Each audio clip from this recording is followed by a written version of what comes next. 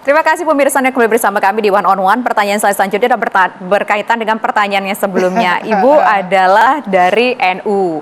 Kemudian juga kita tahu bahwa NU juga dekat dengan PKB. Ada beberapa orang NU yang banyak juga berada di PKB. Tapi ternyata Ibu justru tidak dicalonkan oleh PKB. Yang bisa menjawab kawan-kawan PKB kali ya. Kalau menurut Ibu kenapa? Karena 5 tahun lalu juga enggak ya kayaknya. 5 tahun lalu enggak. Jadi mungkin ada kandidat yang disiapkan atau yang mungkin lebih berkesesuaian dengan visi misi besarnya PKB mungkin ya. Ya.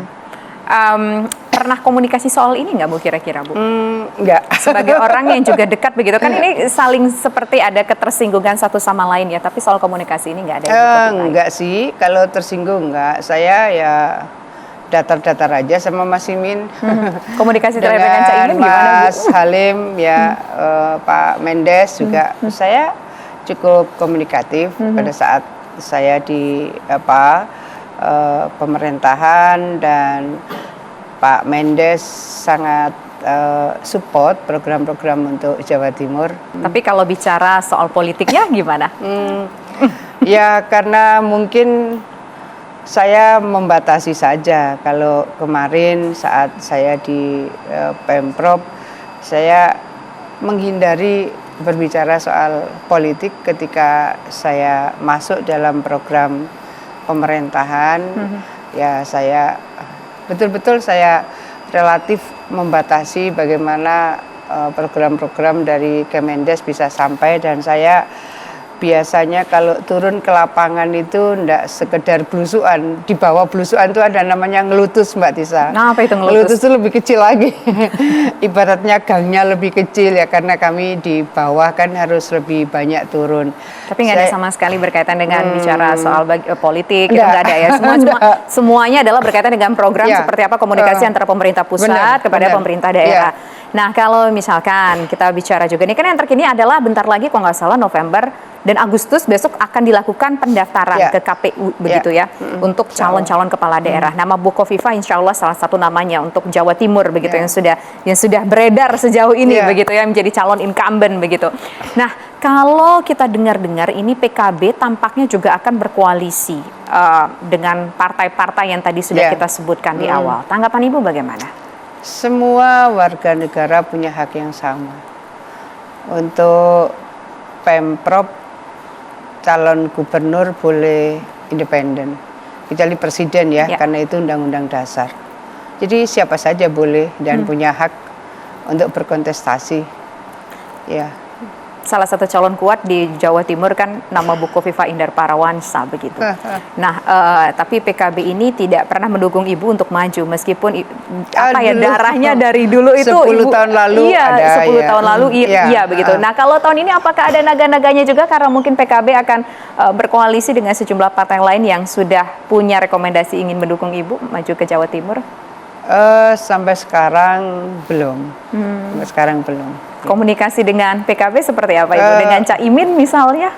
Saya memang lebih fokus pada partai yang sudah memberikan surat dukungan, karena ini memang harus terus dikomunikasikan, terutama yang tadi Mbak Tisa sampaikan, Demokrat yang sudah mencantumkan baca wagub, jadi yang lain memang harus dibangun komunikasi sesolid, seintensif mungkin.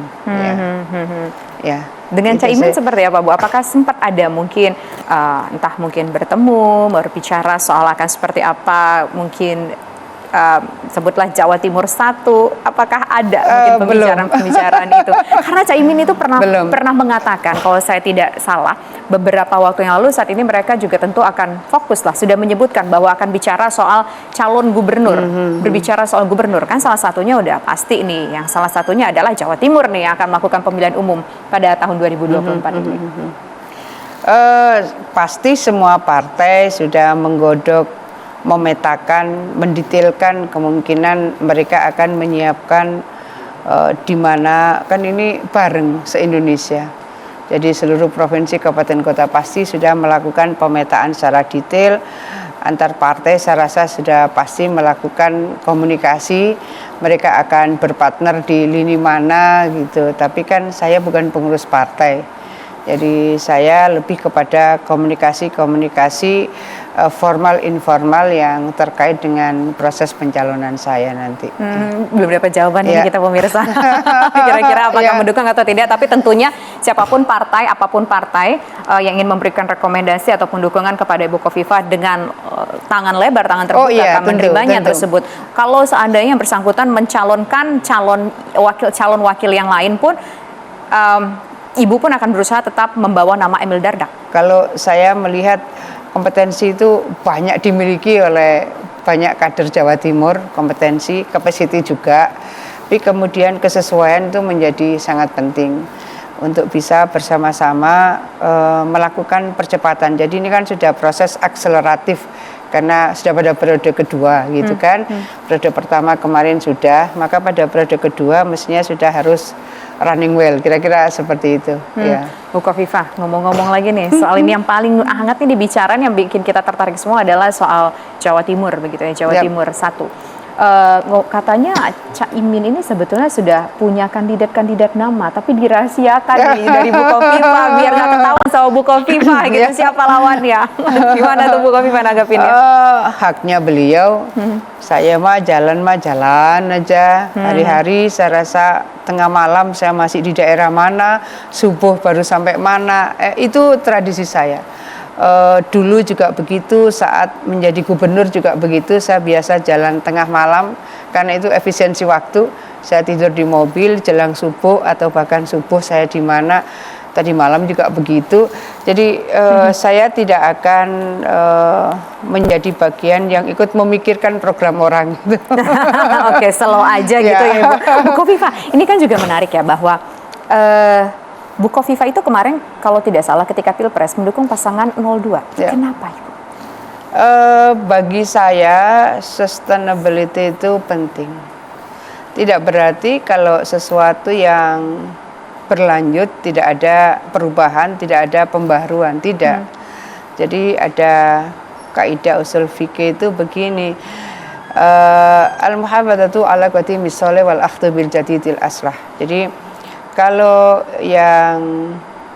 yang baik, ayo kita ambil. Kalau ada yang lama, yang lebih baik, ayo kita ambil. Jadi jangan ditinggalkan semuanya.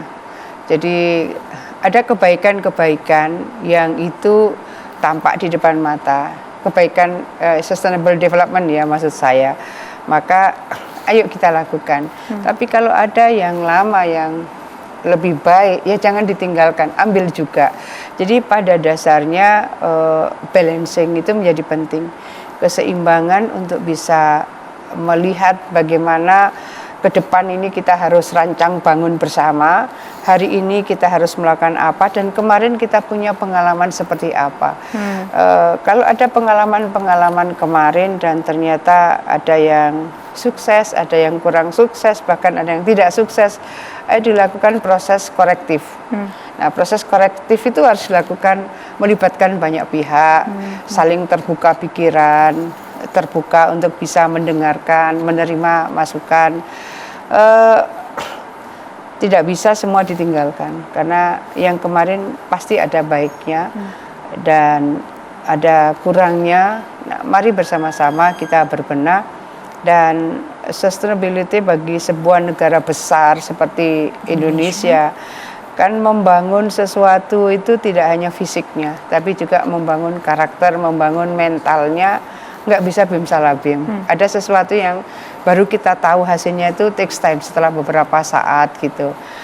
Seperti juga program untuk peningkatan kualitas SDM. Kan nggak bisa pendidikan itu dengan investasi sekian. Bim salabim tahun ini tiba-tiba kemudian semua dengan skill yang advance, kemudian semua sudah memiliki kompetensi seperti yang diharapkan. Ada butuh waktu. Nah, itu yang menurut saya keberlanjutan kepemimpinan itu menjadi penting tanpa melihat bahwa tidak ada perubahan atau pembaharuan tetap. Jadi perubahan pembaharuan itu adalah bagian dari kehidupan. Karena hidup adalah perubahan. Yang tidak berubah adalah perubahan itu sendiri. Oke, ini menarik. Berarti Ibu tadi kan menyebutkan bahwa yang baik, yang lama kita pertahankan. Jadi artinya Ibu mendukung Pak Prabowo Subianto karena Pak Prabowo mengatakan akan melanjutkan keberlanjutan dari pemerintahan Joko Widodo. Apakah? Ya, salah satunya bahwa apa yang digagas oleh Pak Jokowi, misalnya hilirisasi itu sesuatu sekali. Saya tahu tantangan dunia tidak sederhana. Tetapi kalau kita sudah menyiapkan SDM makin kualitatif, kemudian kita menyiapkan mereka menjadi bagian dari pengambil keputusan dan pelaksana keputusan untuk bisa mendapatkan nilai tambah yang lebih besar, ya seyogianya kita tidak lagi ekspor raw material. Jadi mestinya sudah barang setengah jadi atau barang jadi. Hilirisasi ini menjadi bagian sangat penting karena dulu kebetulan saya sempat mengikuti proses pembuatan Undang-Undang Minerba bersama Pak Erlangga Hartarto waktu saya di DPR. Saya melihat bahwa kita itu ekspor konsentrat yang dari Freeport, itu konsentrat ini isinya berapa emas, berapa tembaga. Itu monitoringnya tidak terlalu detail yang bisa kita lakukan. Oke, itu adalah latar belakang kenapa Bukovifa pemirsa mendukung Pak Prabowo Subianto untuk maju ke Pilpres 2024 kemarin. Nah, informasinya dia menilai bahwa dukungan Bukovifa kepada Pak Prabowo atau pasangan 02 itu memberikan katakanlah sumbangsi suara yang luar biasa untuk beliau pasangan nomor urut 02 di Jawa Timur. Bagaimana Ibu menanggapi soal ini? Tapi nanti kita jawab usaha jeda berikut pemirsa, kami kembali sesaat lagi.